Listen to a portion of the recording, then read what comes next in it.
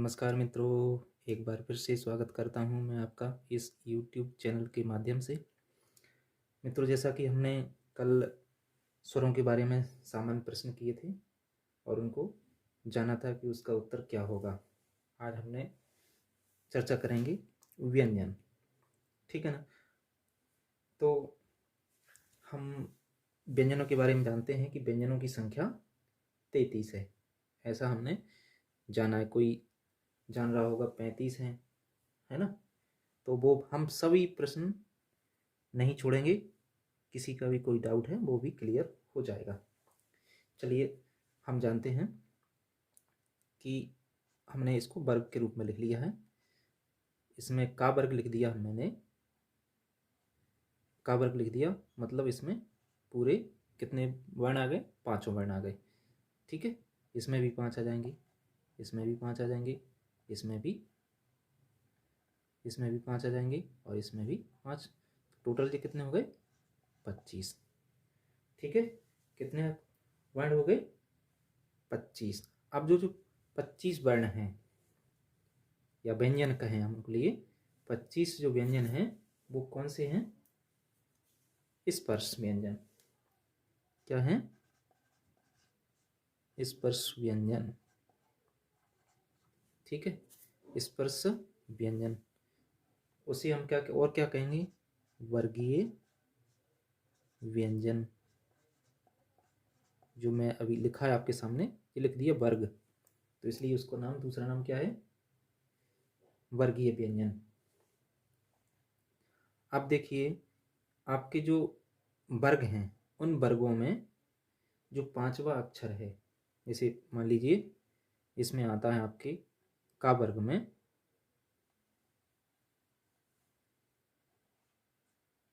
अंग। क्या आता है?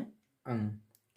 चा वर्ग में आता है या, इसमें ल, इसमें ना और इसमें आता है माँ। मैंने कई कई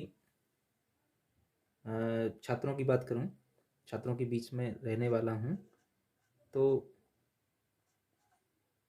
उनके लिए अभी ये पढ़ना भी नहीं आते। इसको नहीं पढ़ना आता, इसको पढ़ना नहीं आता, इसको बोल देंगे या बोल देंगे, इसको बोल देंगे ड़ा बोल देंगे, इसको बोल देंगे पता नहीं क्या क्या बोलते हैं। तो देखिए ये क्या है?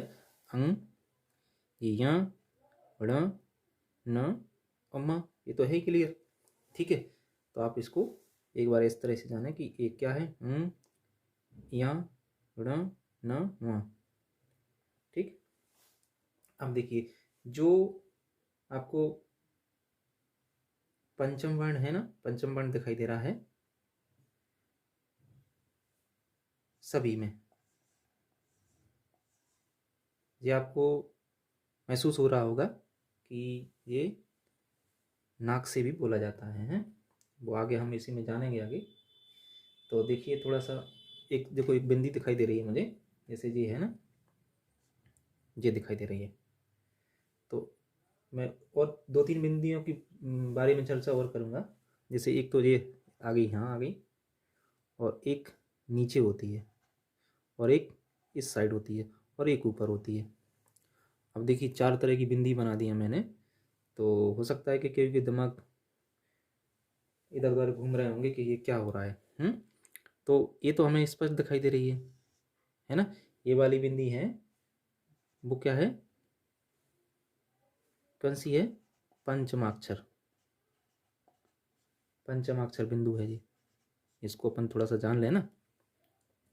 अब देखिए जो ये दिखाई दे रही है, क्या? जो नीचे, तो इसको हम कहते हैं, किस में लगती है ये आपको पता है?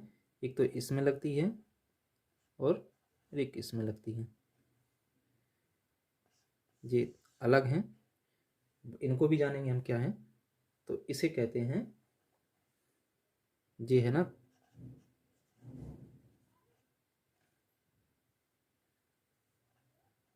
ताड़नजात चिन्ह, ताड़नजात चिन्ह, ठीक है।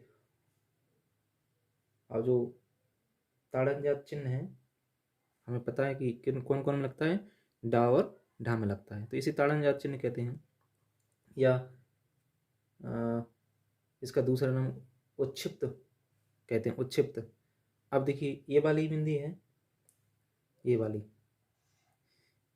इसका प्रयोग हमने देखा होगा, आपने का के इधर लगी देखी होगी, कहीं खा के इधर लगी देखी होगी ना, गा के में देखी होगी। तो ये है नुक्ता, क्या कहते हैं इसे, नुक्ता। और जो लास्ट वाली आ गई ऊपर, सिरो रेखा के ऊपर है, वो हमें पता है क्या है, अनुस्वार है। क्या है, अनुस्वार है। तो आप इन चारों बिंदुओं के बारे में बिल्कुल परिचित हो गए। ठीक है, एक अपना बिंदु क्लियर होगा यहाँ से। तो हमने जान लिया जो वर्गीय व्यंजनों को हम क्या और कह सकते हैं, स्पर्श व्यंजन, क्योंकि ये जो मुख अवयव है ना, उनको कहीं ना कहीं छूकर निकलते हैं, इसलिए उनका ये नाम स्पर्श है। अब देखिए आगे, जिस इनकी संख्या कितनी हुई, 25 हो गई। अब आता है, इसके बाद आता है अपना या, र, व, है ना, ये संस्कृत का लिख दिया उल्ट, ठीक है कोई बात नहीं, या, व, र, ल, इसको ऐसे लिख सकते हैं।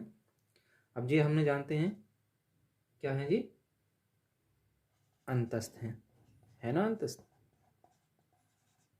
अब अंतस्थ हैं, अंतस्थ 4 हैं, कितने, अंतस्थ 4 हैं। और इन्हीं में देखो, इनको कहते हैं अर्धस्वर, ध्यान रखने वाली बात है, इन्हें क्या कहते हैं, या वा को अर्धस्वर, मतलब जो स्वर होते हैं उनके जैसे ही, लेकिन पूर्ण रूप से स्वर नहीं है, इसलिए इनका नाम अर्धस्वर है। ठीक है, तो इनको अपने या और वा को अर्धस्वर माने।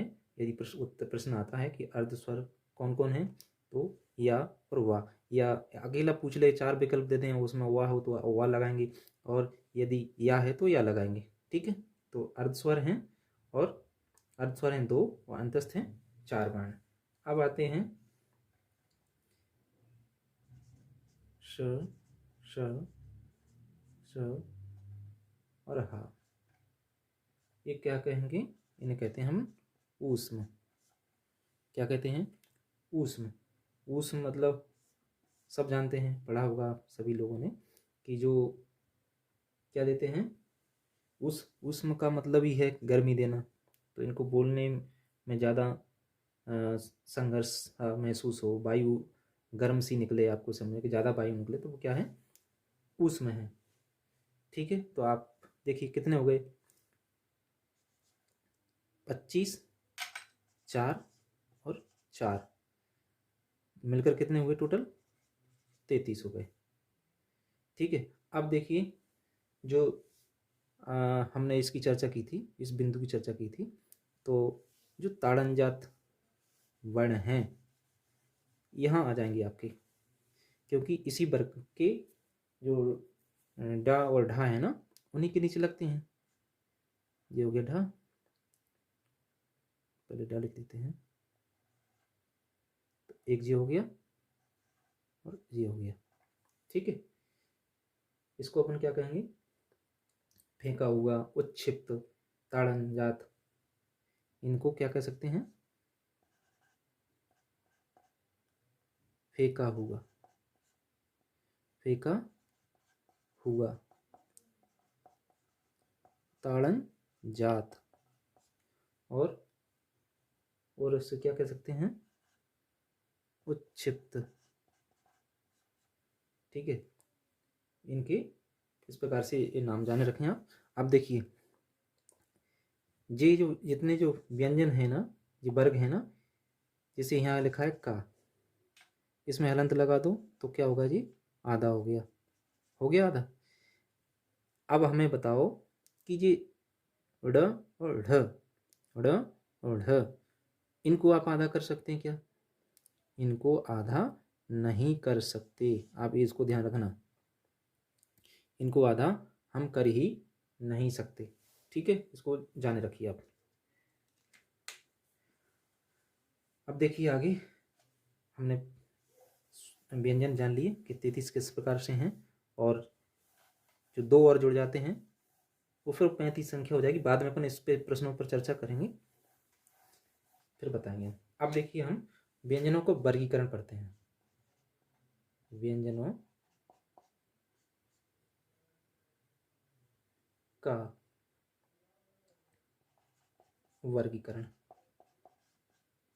वर्गीकरण देखिए,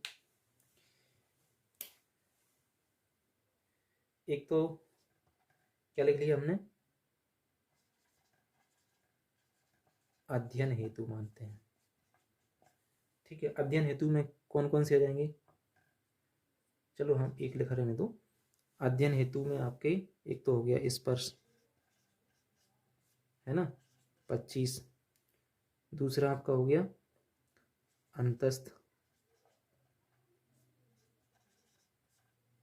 अंतस्थ 4। तीसरा हो गया आपका ऊष्म, कितने, 4। तो अध्ययन हेतु ये हो गए आपके। ठीक है, और आगे चलते हैं अपन। दूसरा प्रकार,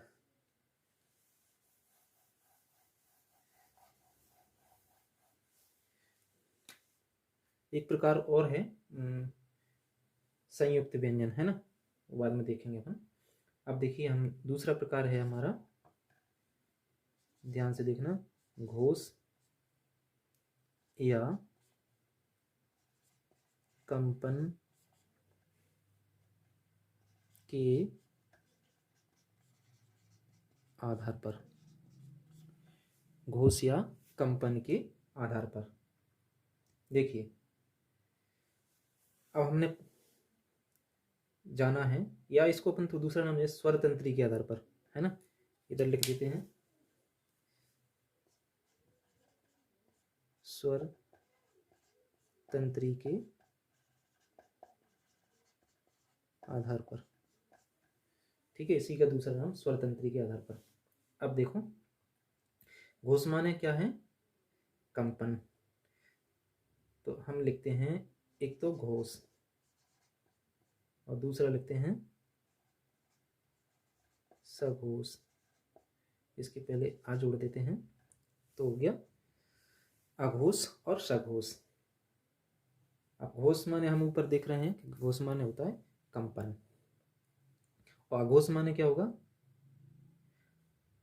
अघोष माने कंपन के बिना। तो आप थोड़ा सा ऐसे लिख सकते हैं इसके, कंपन के बिना, कंपन के बिना। और ए सघोष क्या है, कंपन के साथ, कंपन के साथ हो गए। अब देखिए अब हम छांटते हैं कि कौन अघोष हैं और कौन सघोष हैं। तो सिंपल सा देखो हम शॉर्ट फॉर्म में लिख रहे हैं, जो सघोष हैं इधर लिख रहे हैं, जो हमने वर्ग लिखे थे ना, वर्ग का तीसरा चौथा पांचवा, तीसरा चौथा पांचवा, और अंतस्थ, ठीक है, अंतस्थ हा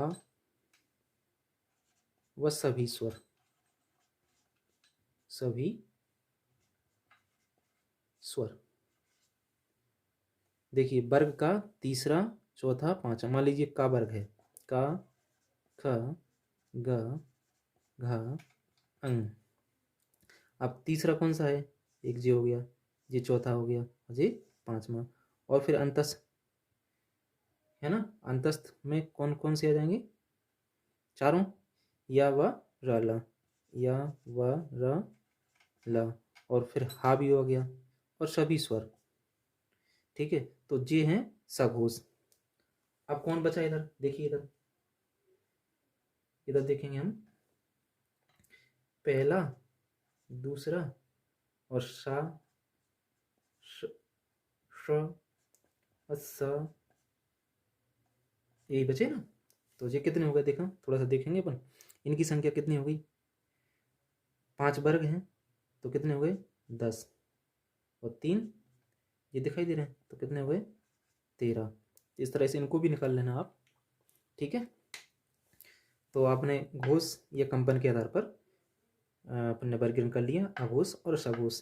यदि आपको ध्यान रखना है कि सब यहाँ सघोष लिखा है, यदि यहाँ घोष ही लिखा है तो भी वो किस में कहलाएगा, सघोष में कहलाएगा। यदि ये तो क्लियर रहेगी अघोष जो कंपन के बिना है। यदि सघोष के लिए घोष भी लिखा रहता है तो हम उसको क्या मानेंगे, कंपन वाला, कंपन के साथ। तो कंपन के साथ में कौन कौन आए, ए, और बिना कंपन के में ए आएंगे। आप तो स्क्रीनशॉट लीजिए और फिर देखते हैं आगे। आप देखते रहिए और लोगों को भेजते भी रहिए और खुद पूरा देखिए। कभी कभी ऐसा लगता है कोई पूरा नहीं देखते हैं तो आपको सारी चीज़ें प्राप्त नहीं हो पाएंगी। ठीक है, धन्यवाद।